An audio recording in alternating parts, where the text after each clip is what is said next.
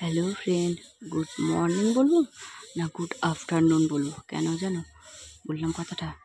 পুরো মর্নিংটা না আফটারনুনের মতন হয়ে গেছে। হ্যাঁ, এত রোদ উঠেছে।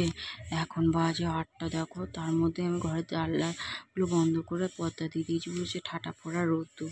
এই স্নান টান করে এসে সবে মাত্র রেডি হয়েছি, একটু বেরানোর আছে বাইরে, তাই জন্য ভাবলাম একটা ছোট্ট একটা ব্লগ তো করাই যায়, বলো তাই না? তো রেডি হয়ে নিয়েছি, বেরাবো একটু। একটু কাজ আছে বাইরে, এই জন্যেই রেডিটা হওয়া। তো সময় পাচ্ছি না, একদম সময় পাচ্ছি না ভ্লগ রেডি করা। আর জানো তো, তার মধ্যে শুধু ভ্লগ রেডি করা, এডিটিং করা, তার মধ্যে সময়ের প্রচণ্ড অভাব। তো যাই হোক, তার মধ্যে অ্যাডজাস্ট করার চেষ্টা করি, যে তোমাদেরকে কিছু না কিছু রোজের একটু না একটু ব্লগ দেওয়ার জন্য। হয়ে ওঠে না, প্রচণ্ড। দেখো এই সকালবেলাটার দিয়ে এই শুরু হয়, তাই জন্য না সকাল সকাল রান্নাটাও করে নিই, বুঝেছো?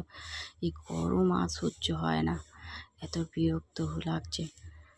তা এক এক সময় ভাবি কি চ্যানেলে কাজ করাটাও ছেড়ে দেবো, হয়তো করা হয়ে উঠবে না, জানো তো। একটু মানে এই কাজটা দেখো, যে কোনো কাজ করতে গেলেও একটু সময় দিতে হয়।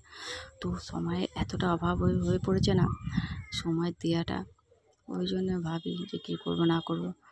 যাক চলো, এইগুলো গুছিয়ে নিয়েছি, এবার একদম রেডি হয়ে বেরানোর পালা, বুঝেছো?